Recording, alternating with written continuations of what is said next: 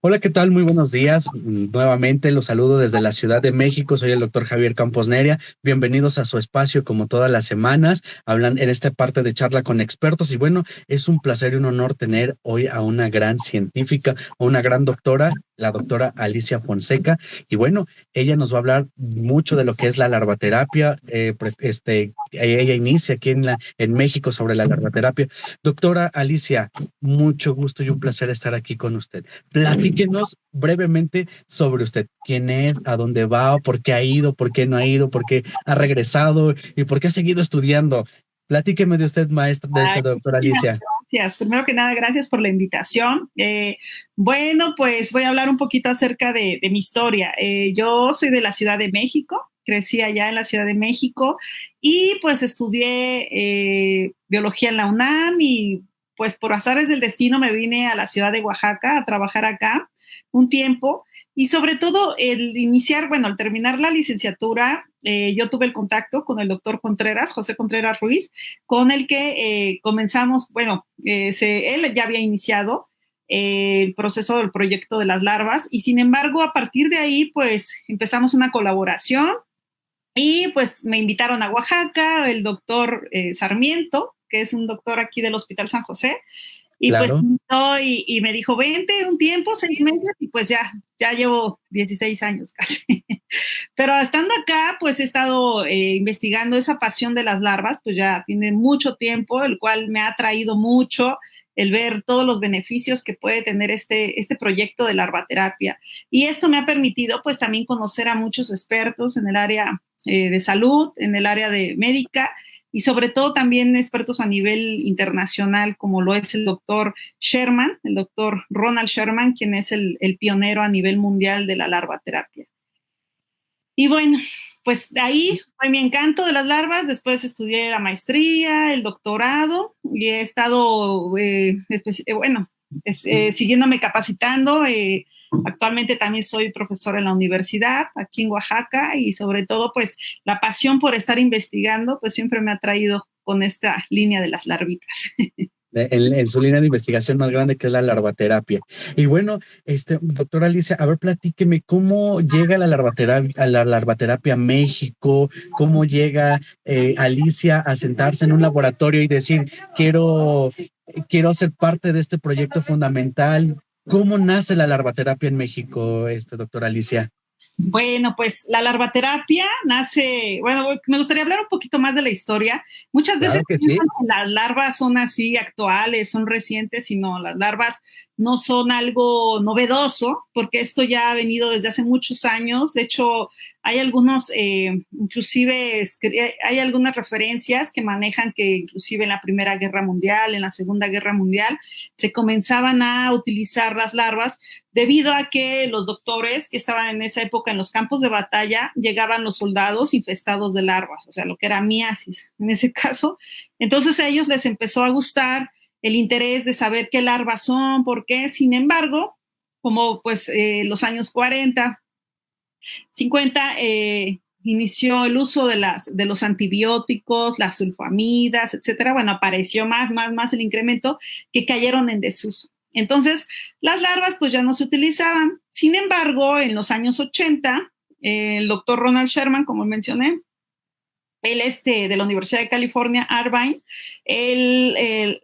al ver alguna resistencia la resistencia bacteriana a ciertos antibióticos como el Staphylococcus aureus, ¿no? A la meticilina, al A la SARM, famosos metil resistentes. Ajá, el doctor Ronald Sherman retomó esta terapia y a partir de ahí el doctor se ha expandido a muchos países a nivel mundial, incluidos México, donde el pionero en esta terapia fue el doctor José Contreras Ruiz, quien él inició la larvaterapia aquí en México, en el Hospital Gea González, y a partir de ahí, pues, como decía en mi momento, yo lo conocí en esa época, estamos hablando de más de 17 años, yo creo, y empezamos bueno, confió en mí.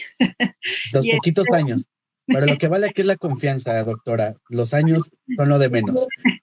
Y ya entonces a partir de ahí, pues la larvaterapia se ha expandido aquí en México.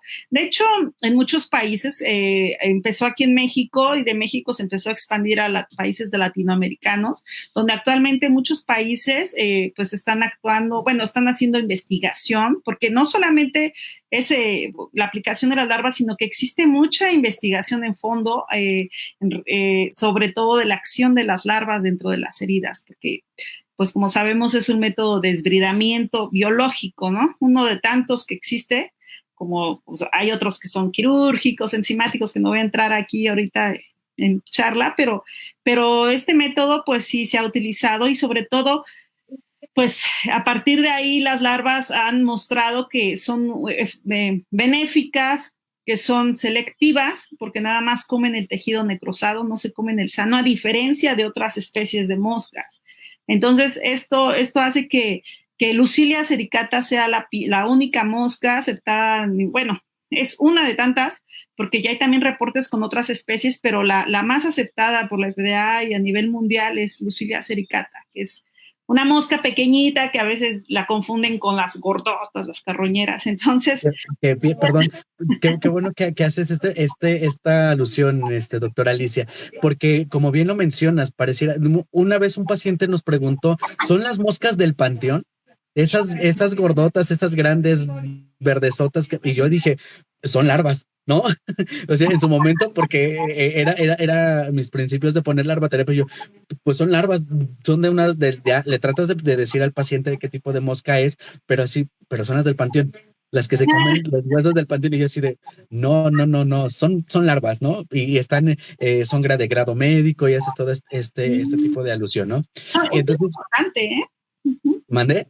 No, eso que comenta es muy importante porque son preguntas que hace el paciente y directamente a los especialistas en el manejo de heridas, ¿no? Te dicen, ¿qué larvas son? Y tú, pues si no sabes, le metes duda al paciente y el paciente duda de las larvas, ¿no? Entonces, sí, como bien lo comenta, y hay que saber qué especie es, porque otras preguntas que también hacen los pacientes es, ¿y me muerde la larva? Y se reproducen dentro de la herida las larvas y no, siempre les he dicho que no se reproducen. Las moscas necesitan ser adultas, moscas así grandes, claro, para reproducirse. Las larvas es el número de larvas que ingresa a la herida y número de larvas que salen, no se queda ninguna larva, son aerobias. Entonces esas son cuestiones que de repente te preguntan los pacientes, no tienen dientes, mandíbulas que van a la vez ella disolviendo el tejido necrosado y a la vez secretando sustancias al medio, que esas son las acciones que hacen dentro. Claro que sí. Y bueno, doctora Alicia, vamos a leer los comentarios que ya tenemos aquí de la audiencia. Y dice Noé Posadas, buenas tardes, doctor Campos. Hay que iniciar con una charla interesante como la larvaterapia. Jorge Pech Carizal, saludos desde Yucatán. Teo Anastasio, buenas tardes. Lo más seguro es que va a ser muy interesante la charla con la química Fonseca. Cristian Benítez, saludos desde Puebla. Ilene Amo, buenas tardes, saludos desde Tlaxcala. Excelente opción de tratamiento, Jorge Mejía. Doctor Javier, gracias por saludos, doctor Javier, saludos. Yesenia dice, doctora Alicia dice, buenas tardes, doctor Javier, y saludos a la doctora Alicia. ¿Podría, por favor, compartirnos cómo realizar el pedido de las larvas? Saludos. Y ahí va otra pregunta. ¿Algún número de contacto para solicitar el servicio? Saludos desde Tabasco, Cristian Morales. Entonces, doctora Alicia, pues bueno, interesados todos en la larvaterapia y como bien lo mencionamos, ¿dónde podemos encontrar o dónde podemos hacer este pedido para que nos lleguen a las diferentes partes de México las larvas? Bueno, al final, si gustan, les paso el teléfono. Pueden mandarme un WhatsApp, pueden mandarme un correo electrónico. No sé si quiere, lo digo aquí el teléfono o al final. De hecho, estoy viendo, bueno, ya están en las redes sociales, aquí en abajito, tienen donde aparece Charla con Expertos. Facebook dice Larvaterapia México, Instagram también Larvaterapia México, aparece el contacto de la doctora Alicia y aparece también el correo electrónico donde pueden contactar directamente. El contacto, a ver, retomamos, doctora, es 951-1797-625. Sí. Y larvaterapia@gmail.com es donde se pueden contactar, ¿no? Pues yo creo que ahora la tecnología, como siempre, nos ha jugado una gran brecha y es todo WhatsApp. Hemos dejado un poquito aislado lo que es el correo electrónico, ¿no? Y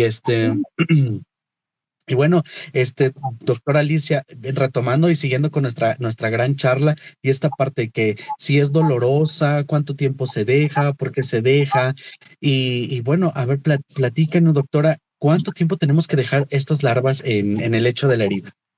Es muy buena pregunta porque muchas veces, y eso es un error, el frasco tiene aproximadamente 700 larvas. Lo indicado en la literatura es de 8 a 10 larvas por centímetro cuadrado de superficie de herida. ¿Por qué se maneja esto? Porque no podemos ingresar mucha cantidad de larvas dentro de un espacio pequeño de heridas. Entonces, sí es bien importante colocar de 8 a 10 larvas, porque ¿qué pasa si le colocamos 500 larvas en una herida pequeñita? Pues, ¿qué va a hacer? Las larvas van a estar comiendo, pero van a crecer y van a salirse de la jaulita. Lo que hacemos nosotros es una jaulita donde ellas se pueden mantener ahí dependiendo de la evolución del paciente. Aproximadamente se dejan de 48 horas, se dejan 2 días ahí las larvitas y ellas van a estar trabajando, pero como les decía, si ponen muchas larvas, lo que va a hacer es que la larva se va a salir y va a estar jugando en los espacios, por ejemplo, interdigitales en caso de una herida cerca del pie diabético, por ejemplo. ¿Y qué pasa? La larvita tiene 2 acciones dentro de las heridas. La primera acción es secreta y excreta sustancias al medio que tienen actividad bactericida o antimicrobiana. Claro. Estas secreciones actúan rompiendo biofilm de las heridas. También secretan algunas enzimas proteolíticas, urea, amoníaco, que son parte de las secreciones de la larva, y a la vez ella está comiendo, ella está buscando lugares donde está necrosado, y eso hace que disuelva todo el material y a la vez sea eliminado. Entonces son 3 funciones principales que hacen la larvita dentro de la herida: el desbridamiento, la desinfección y la estimulación del tejido de granulación. Realmente las larvitas hacen todo esto y algo muy bueno es que rompen el biofilm, que llegan a tener muchas heridas. Entonces, ¿qué hacemos al final de las larvitas? Pues las tenemos que desechar por cuestiones de salud, por cuestiones los hospitales, lo que se hace es colocarlas en bolsas RPBI y se desechan. Las tienen que meter en una bolsa y las sellan completamente para que la larva se escape, porque ha pasado que de repente las dejan en cualquier cesto y pues las larvas pueden vivir hasta 2 horas en agua, o sea, no se ahogan tan fácilmente, pueden estar ahí, están nadando, y si ustedes llegan a colocarlas, ha pasado que de repente llegaban a colocarlas en un inodoro y ya, vámonos, ya se fueron, no, y regresan las larvas porque les digo, ellas pueden nadar. Claro, por supuesto. Y sí, y es algo que dices muy cierto. ¿Dónde desecharlas? RPBI, ¿no? El RPBI que finalmente es un organismo vivo, un organismo que estuvo expuesto con un ambiente donde hay infección o hay parte, digo, que como bien lo dices, ellas lo que hacen es desinfectar, pero lo ideal es desecharlas en el RPBI. Es una pregunta muy grande que se hacen la audiencia, ¿no? Y bueno, aquí nos hacen una pregunta, doctora Alicia, dice, ¿cuánto es el promedio del tratamiento? ¿Cuánto es el costo del tratamiento? Aproximadamente, digo, porque difiere, ¿verdad, doctora? Bueno, el tiempo que va a utilizar un paciente larvas, esto va a depender mucho de la magnitud de la herida. Puede ser desde 24 horas, en 24 horas ya pueden ver una evolución, hasta 48 horas, que es el promedio que hacen aquí los médicos, especialistas, enfermeras en todo el manejo de heridas, dejan 48 horas, o sea, colocan hoy y hasta pasado mañana las retiran. Eso sí, es bien importante que el paciente esté vigilando que no se escapen las larvas, que esté cambiando constantemente la gasa, porque como les decía, las larvitas están exudando, van a estar exudando y van a están secretando muchas sustancias, y a la vez la herida también. Entonces ustedes tienen que colocar ya sea una gasa o lo que ustedes consideren para que absorba todas esas secreciones, ¿no? ¿Por qué? Porque si no lo cambian, se va a levantar la jaulita y se escapan las larvas. Entonces, y evitar maceración también en el paciente, que claro, se macere. Entonces sí es bien importante tener esto. Me dicen muchas veces, bueno, ¿y cuántos ciclos de larvas pueden también ser? Esto también va a depender mucho. Muchos médicos consideran que en 2 ciclos se dan cuenta si continúan o no con larvas, ¿no? Otros dicen que con 1 ciclo tienen para sus pacientes, otros dicen que con 3, entonces cada quien va a saber. Una ventaja de esto de las larvas es que las larvitas pueden entrar en refrigeración, o ustedes las pueden colocar en refrigeración y entran como en un estado de hibernación. O sea, que si hoy te llegan las larvas, las puedes refrigerar a 4 grados centígrados. Las pueden meter en la parte de abajo del refri y no la vayan a meter al congelador porque las mata. Claro. Y entonces las larvitas se mantienen como en estado de hibernación, y ya no se mueven hasta cuando las sacan, se vuelven a reactivar. Entonces pueden durar hasta 6 días, más algunos médicos me han dicho que hasta 7 días les han durado, 8 días, y estas larvas, como les digo, pueden aplicarse 2 ciclos con el paciente, con el mismo paciente, o hasta 3 ciclos en varias ocasiones hacen los médicos. Entonces, les digo, por ejemplo, en varios hospitales dicen, no, pues con un solo frasco me sirve para 3 pacientes de un instante, o un solo frasco me sirve con el mismo paciente varios ciclos, o con 2 pacientes. Eso sí ya va a depender mucho de cada uno. Claro. Y bueno, un tip que cura, que dice muy importante, doctora, que dijiste, se pueden meter a invernar. Honestamente, hasta ahorita que me lo estás diciendo, conozco que las larvas se pueden meter a invernar y obviamente poder utilizarla al tercer día o las 48 horas después, volver a utilizarla. Pregunta. Una vez que nosotros metemos el frasco o al refrigerador a 4 grados Celsius y hace este efecto de invernadero, lo retiramos y nos tenemos que esperar determinado tiempo para que la larva vuelva a este ciclo, o se coloca directamente una vez que retiramos del refrigerador. Las puedes retirar y las larvitas en menos de 1 minuto o en 1 minuto se reactivan automáticamente. Okay. O sea, no necesitan, ellas ya con el contacto de temperatura ambiente. ¿Por qué decimos esto de la refrigeración? Porque hay lugares tan calientes como, pues, saludos a Mérida, que están allá en Tabasco, que si dejan las larvas a temperatura ambiente, pues las larvas va a continuar su desarrollo y va a crecer y ya no les va a servir para el paciente. Y esto también es, ahorita últimamente nos ha pasado, y sí me gustaría comentarlo de una vez aquí en la entrevista, que de repente es una contraindicación que dejen las larvas en el auto, porque eso ha pasado de repente. Llega y no, pues que el paciente lo voy a ver, y traen las larvas y las encierran en el auto, y como el auto es muy caliente, las llegas a matar, el calor excesivo las llega a matar. Entonces estamos hablando de un calor encerrado en un auto, y por 1 hora, que es lo que le pasó a un médico, que me dijo, oye, dejé las larvas en mi auto y me fui a dar consulta y regresé y ya estaban muertas, ¿no? Entonces sí pasa que sobre el calentamiento que tienen, y sobre todo también se asfixian ellas mismas, ¿no? Que ya no hay. Eso es también. Perfecto. Doctora Alicia, preguntas, dice, bueno, José dice, saludos, doctor Campos, José Antonio Espíndola, saludos, doctor. Ileani Amo dice, ¿qué condiciones debemos considerar para que el paciente sea candidato al tratamiento? Bueno, hay muchas condiciones, algunas indicaciones que maneja la literatura, y sobre todo es que sí se tiene que seleccionar muy bien al paciente. Algunos pacientes que son candidatos para larvas pueden ser pacientes con úlceras por presión, pacientes con gangrenas superficiales, úlceras, heridas neuropáticas, sí, osteomelitis, inclusive también, pues, estas heridas que no responden a los tratamientos convencionales en ocasiones, o los que están en resistencia al Staphylococcus aureus. Bueno, algunas heridas que son resistentes a antibióticos, no nada más colonizadas por Staphylococcus también. También heridas causadas por radiación o radioterapia también pueden ser. Quemaduras también pueden tratarse con larvas, también pueden ser heridas posquirúrgicas, no traumáticas, heridas que ya no reaccionan, ¿no?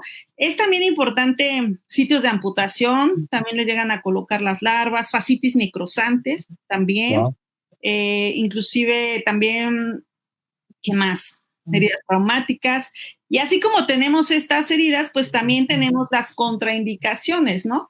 Algunas contraindicaciones son aquellas heridas que están cercanas a grandes vasos, que tienen una hemorragia muy rápida, fístulas tampoco están indicadas, no están indicadas para larvas. Estas son las contraindicaciones, ¿sí? Claro. También heridas secas, porque las larvas se pueden morir cuando la herida está seca. También heridas con insuficiencia, también bueno, con problemas de circulación, también no son candidatas a la Insuficiencia arterial, claro. Sí, insuficiencia arterial, ajá. Y bueno, heridas que ya están limpias, ¿no? Granuladas, porque eso también pasa, que de repente quieren cerrar a la herida con más larvas, con más larvas, con más larvas, y pues ya la larva ya hizo su función, el desbridamiento, la desinfección y la estimulación del tejido de granulación. Ella ya nada más hizo su parte y ahí ya, no sé, ya dependiendo del médico, especialista, enfermera, etcétera, ya sabrá si le van a colocar un injerto o no. Entonces, o qué apósito es el que podrían utilizar, ¿no? Sí, porque ha pasado que de repente le quieren seguir colocando larvas hasta cerrar la herida y no. O sea, la larva ya hace su función como cualquier método de desbridamiento y ya cada quien va a saber, ¿no? Claro que sí. Nos vuelven a hacer la misma pregunta, doctora Alicia. ¿Cuántas larvas en promedio se utilizan en cada ciclo? Como les decía, esto va a depender de la herida y si en caso de que se colocan de 8 a 10 larvas por centímetro cuadrado de dimensión de la herida. Ese es el promedio que maneja en la literatura a nivel mundial, es ese promedio de larvas, porque les decía, si le colocan más, o sea, si le llegan a colocar 100, 200 en una herida pequeña, puede causar inclusive que se escapen, maceración, etcétera, porque pues finalmente las larvas van a crecer y van a querer seguir su ciclo de vida, ¿no? Claro, yo creo que en la experiencia clínica, doctora Alicia, y el uso también de larvaterapia, yo me he percatado que cuando colocamos así bastantes larvas, sí nos dejan un tejido de granulación, pero el paciente empieza como que a quejarse de dolor, ¿sabe? No, dice, siento que me está recorriendo la larva, siento que me está caminando, ya me la puede quitar porque me habla a las 12 horas, doctor, ya quítemelas porque siento que me están caminando, ¿no? Y cuando a las 48 horas que descubro, tengo una gran cantidad enorme de larvas y sí, pero también recordemos, como bien lo dices, no significa que mientras es como los ungüentos. A veces pareciera que el ungüento se lo quieren aplicar a la herida y va a ser arte de magia y al contrario, macera. Pasa lo mismo aquí con la larvaterapia. Aplicas la larvaterapia, pero si lo aplicas en exceso, vas a macerar la herida y vas a decir, bueno, tenía una lesión con este espacelo, con tejido necrótico, y ahora le agrego maceración porque abusé de la larvaterapia, ¿no? Entonces creo que el abuso, ajá. Y eso que comentas es bien importante. Otra cosa que hay que tomar en cuenta es evitar colocar larvas cuando ya trae un ungüento, ¿no? A veces que trae el paciente, no sé, Italdermol, Furacin, etc. No es que yo no diga que no, pero cualquier ungüento que tenga las puede matar. Entonces, hay que lavar la herida antes de aplicar las larvas, porque hay veces que las aplican y pues la larva se come el ungüento y al final dicen, no sirvieron, se mueren, ¿no? Entonces, hay que lavar bien la herida, humedecerla en caso de que esté seca, delimitar muy bien dónde van a estar trabajando y permitir a ellas que estén trabajando. Otra cosa que me han preguntado muchas veces es, ¿y puedo utilizar antibióticos? Sí se pueden utilizar antibióticos intravenoso, oral, como quieran, inclusive ha habido pacientes con triple esquema de antibiótico, no mata las larvas, no pasa nada. Analgésicos, eso que comentaba del dolor, también pueden utilizar analgésicos vía intravenoso, oral, etcétera. Pero sí, no traten de colocarle ahí dentro de la herida cuando las larvas estén, no sé, gilocaína, ¿no? Vamos a colocarle porque llegan a matar las larvas. Entonces, esas cuestiones son bien importantes porque sí ha pasado de repente que los doctores me hablan y, oye, es que tenía el paciente tal ungüento y coloqué las larvas y se murieron. Entonces, sí, la larva se acabó comiendo el ungüento. Claro, no se terminó comiendo lo que deseábamos. Y bueno, en la experiencia, doctora Alicia, en verdad, yo creo que la primera vez que puse la larvaterapia, me pasó algo, ¿no? Que de pronto yo llegué, la puse, la coloqué, pasaron 48 horas, quito y digo, y voy a hacer mi expresión, y una expresión coloquial que no debería de hacerlo porque por el simple hecho de que soy médico, ¿no? Pero la quito, yo dije, esto parece arroz.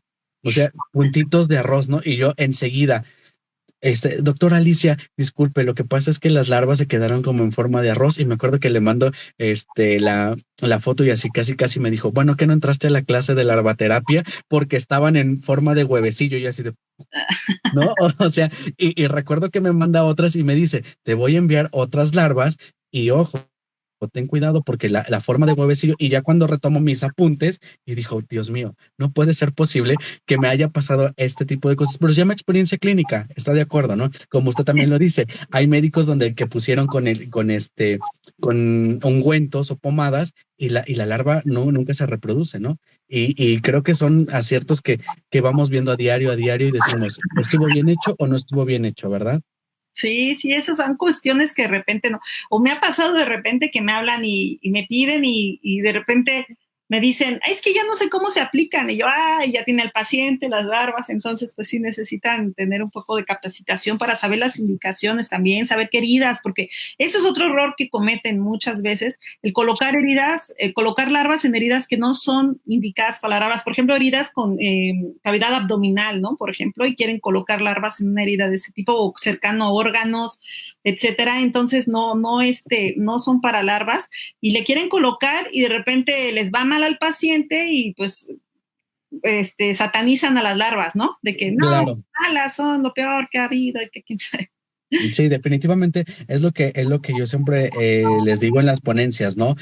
Dices, no hay apósitos malos, no hay no hay terapias de presión negativa malas, no hay larvaterapia mala, lo que no hay es conocimientos sobre los temas, ¿no? Creo que eso es lo que existe, falta de conocimientos sobre los temas. La larvaterapia, pues, bien lo dice doctora, es tener que estudiarla, tener que saber el ciclo de la larva, tener que saber cómo colocarla, el apósito jaula, porque lo colocas.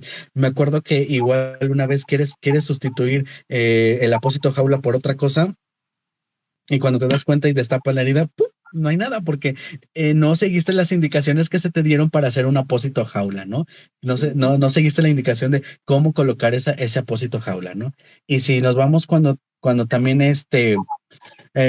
cuando no colocamos el hidrocoloide, una Sí. vez yo me di cuenta de una práctica que por ahí lo vimos, que el hidrocoloide lo pusieron al revés, ¿no? Porque le vieron la forma colchonada y se puso al revés, y ya cuando lo descubres así y bueno, ¿por qué pusiste el hidrocoloide?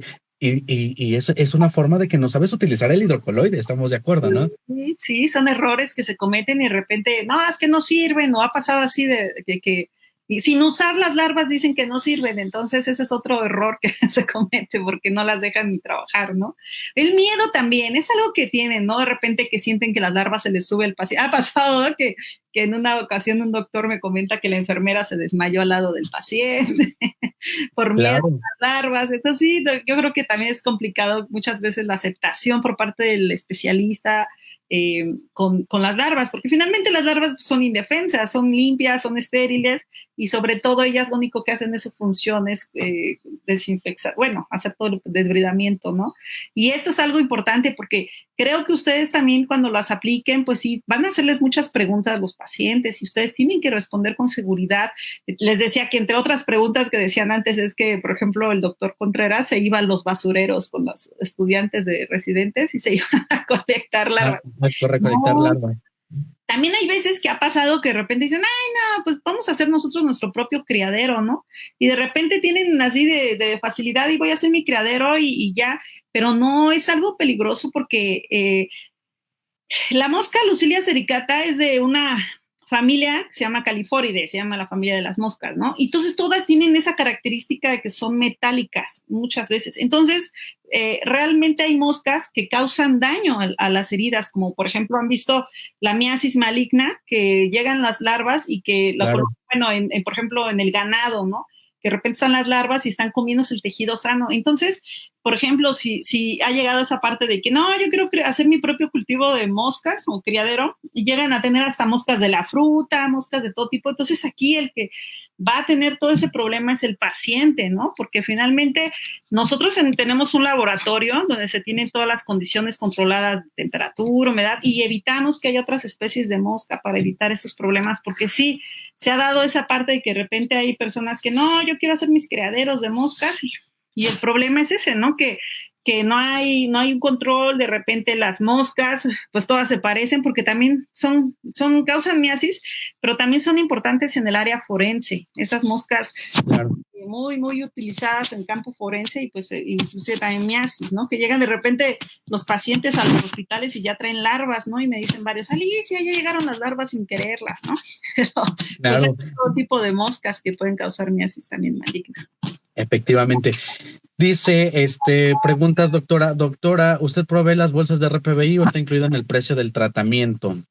No, eso sí ya es independiente, cada quien desde su hospital lo va a tener. De hecho, lo que yo les doy la recomendación es que coloquen en una bolsa blanca, si quieren lo que quieran, y la sellen y ya esa métanla dentro del RPBI del hospital para que se vaya sellada, no haya ningún problema.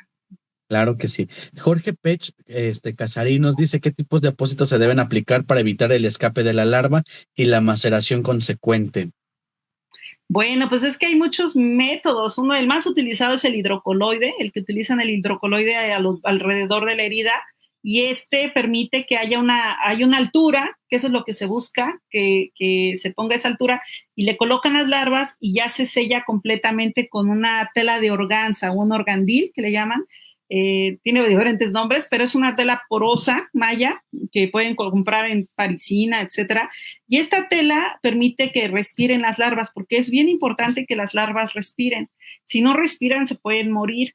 Entonces, a través de esa mallita, ellas van a respirar y a través de esa mallita van a permitir que exude, secreten todas sus sustancias y absorban ustedes eso a través de las gasas, ¿no? Claro, doctora Alicia, perdón, esa sustancia que tiene el olor amoníaco, hay que recordarle también mucho al paciente que va a ser ese olor característico, porque el paciente igual, como bien lo dices, es algo hasta cierto punto traumático y te dice, doctor, se me está podriendo el pie y me llaman, doctor, se me está podriendo el pie porque me puso las larvas y huele como a caño, huele amoníaco. Y es algo natural que le debes de explicar también al propio paciente, ¿no? Sí, son olores característicos. Como les decía, la larva secreta muchas sustancias, entre ellas enzimas proteolíticas, amoníaco, urea, etcétera. Y ese olor amoníaco, como comenta el doctor, es bien característico y de repente los pacientes empiezan a quejarse y también los médicos, ¿no? Especialistas dicen, no, es que no, huele muy feo, hay que aislar al paciente, ¿no? Pero al final Claro. Partes de las sustancias que secretan y que tienen acción dentro de las heridas, esas sustancias.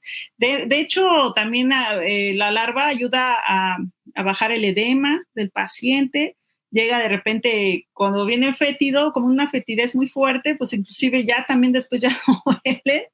Y ya, ese es el olor característico. También, como es un olor que secretan las larvas, de repente atraen a otras moscas, porque pues las moscas son muy buenas olfateras o de repente tienen muy buen sistema de olfato, llegan y querer ovipositar. Eso es también importante, tratar de evitar que lleguen otras moscas y quieran poner ahí sus huevos, ¿no? Entonces, sí, hay que controlar todas esas condiciones y no asustarse. Realmente las larvas son indefensas, son limpias, no causan enfermedades, porque es otra cuestión que dicen, no, es que pueden causar enfermedades, me pueden ir al cerebro.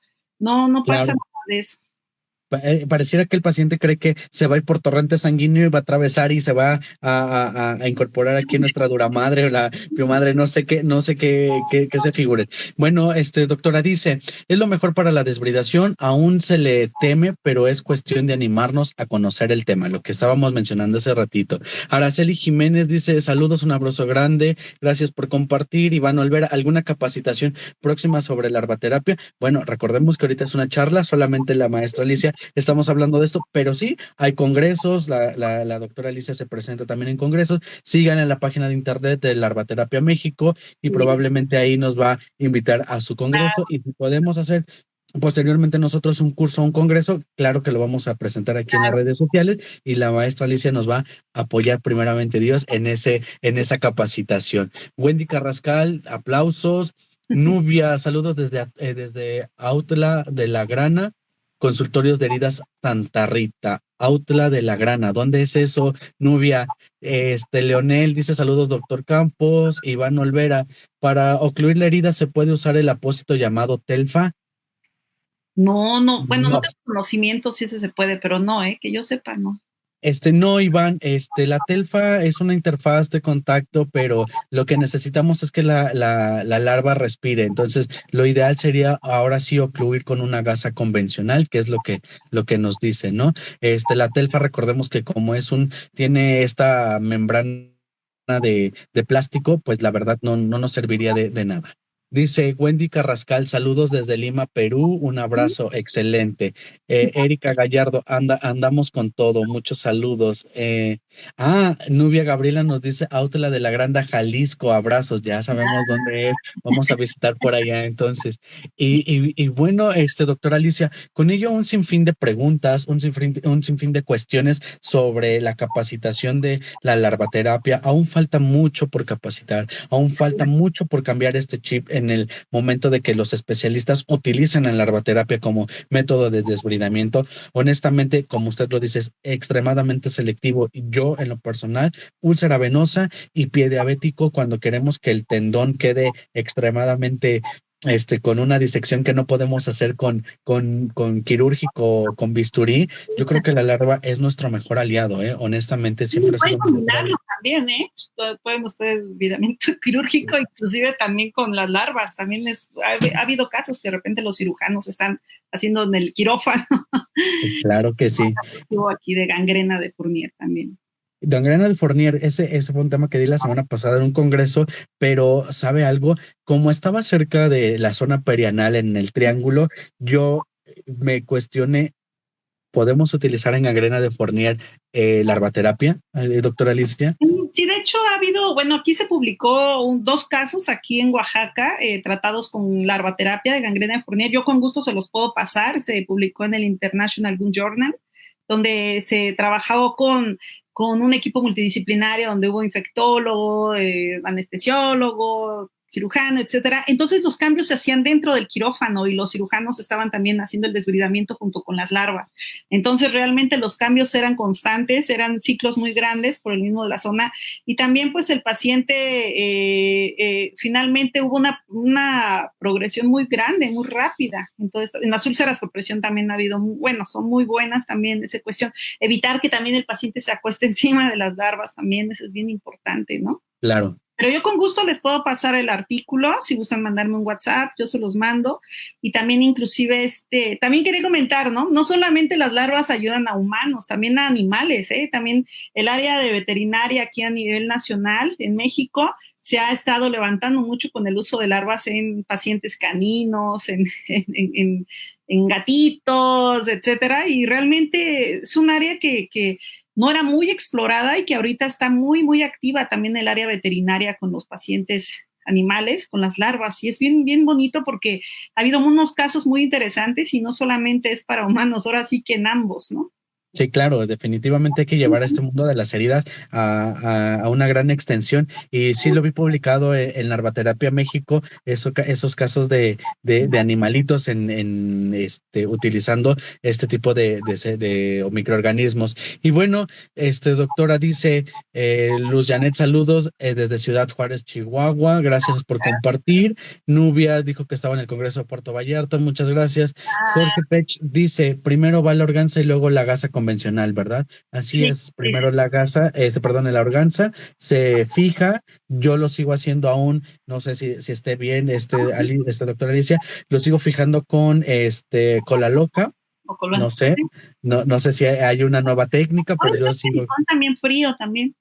Con silicón frío, alrededor, y después colocamos lo que es nuestro, ¿cómo se llama? Nuestra gasa, y fijamos, ¿no? Con una venda, y vamos cambiando conforme se va llenando de exudado nuestra gasa.